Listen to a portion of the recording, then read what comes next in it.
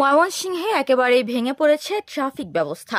ঘণ্টার পর ঘণ্টা জ্যামে বসে অতিষ্ঠ নগরবাসী। কয়েক মিনিটের পথ পাড়ি দিতে হচ্ছে কয়েক ঘণ্টায়। এমনকি রোগী বহনকারী অ্যাম্বুলেন্সকেও দাঁড়িয়ে থাকতে হয় জ্যামের মধ্যে।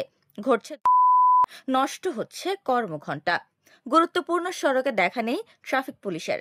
শহরের যানজটের মাত্রা তীব্র হলেও তার সমাধানে নেই কার্যকর কোনো উদ্যোগ। জ্যামের প্রধান কারণ হচ্ছে আমাদের ড্রাইভাররা নিয়ম শৃঙ্খলা মানে না। দ্বিতীয়ত কারণ হচ্ছে ট্রাফিক বিভাগ সঠিকভাবে দায়িত্ব পালন করে না, যার ফলে মনে করেন ফলশ্রুতিতে আমাদের এই যানজট এবং রোগীর অবস্থা দিনকে দিন নাজেহাল অবস্থা। আমাদের এই ব্রিজপুরের মানুষ, এই ময়মনসিংহ জেলার মানুষ দীর্ঘদিন যাবত, যার ফলে আমাদের এই জ্যামজট সবসময় লাগেই থাকে। আমি এখানকার গেটম্যান, আমি এখানে একলা ক্লিয়ার করতে পারি না। যদি একটা ট্রাফিক পুলিশ কিংবা সার্জেন এখানে থাকতো তাহলে কোনো কাম নাই। এখানে 12 জোড়া ট্রেন চলে এবং ইঞ্জিন চলে, এখানে আমরা একলা কন্ট্রোল করতে পারি না। অপরিকল্পিত সড়ক, রাস্তা ও ফুটপাত দখল, যত্রতত্র যানবাহনের স্ট্যান্ড, অতিরিক্ত অটোরিকশা সহ নানা কারণে প্রতিনিয়ত লেগে থাকছে যানজট। জরুরি লেন না থাকায় যানজটে মুমূর্ষু রোগী নিয়ে পড়ে থাকে অ্যাম্বুলেন্সও। গুরুত্বপূর্ণ মোড়ে দেখা মেলে না ট্রাফিক পুলিশের। যানজটের কারণে অসুস্থ হচ্ছে মানুষ, নষ্ট হচ্ছে কর্মঘণ্টা। ট্রাফিক নেই এখানে মামা, দুইটা ট্রাফিক দিলে ভালো হতো। অনেক জ্যামতে আমরা আসতে অনেক সুবিধা, যাত্রীর অসুবিধা। ট্রেনের সিঙ্গেলে আরো 20 মিনিটে আবার অনেক জ্যাম লেগে থাকে।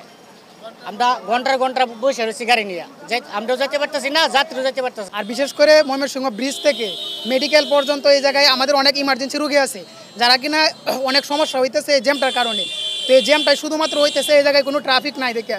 যদি একটা ট্রাফিক থাকতো তাহলে এই জায়গায় কোনো জ্যামজট থাকতো। শহরের যানজট নিরসনে ট্রাফিক ব্যবস্থা ও সড়কের উন্নয়ন এবং বাস স্ট্যান্ড শহরের বাইরে নেওয়ার আহ্বান জানান নাগরিক নেতৃবৃন্দ। রিক্সা স্ট্যান্ড বলেন, ট্রাফিক স্ট্যান্ড বলেন, এবং ট্রাফিক ব্যবস্থাটাও কিন্তু ওইখানে খুব একটা ভালো না। চারদিকে 4টি রাস্তা চলে যায়, সেই রাস্তাগুলিও নিয়ন্ত্রণের বাইরে।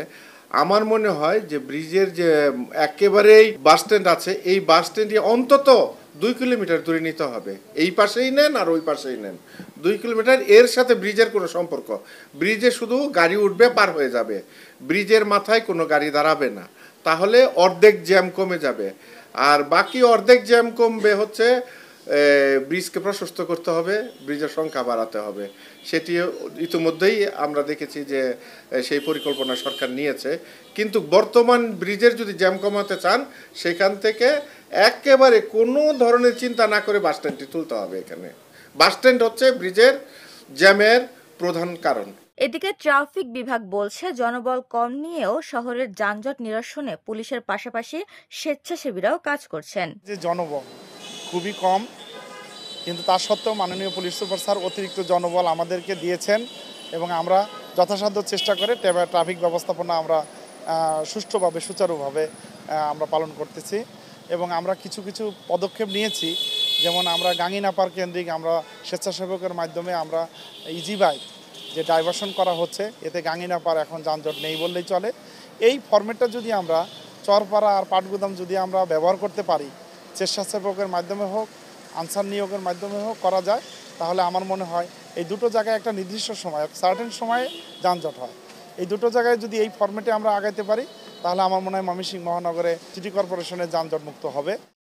উপমা রায়, সোনালী নিউজ।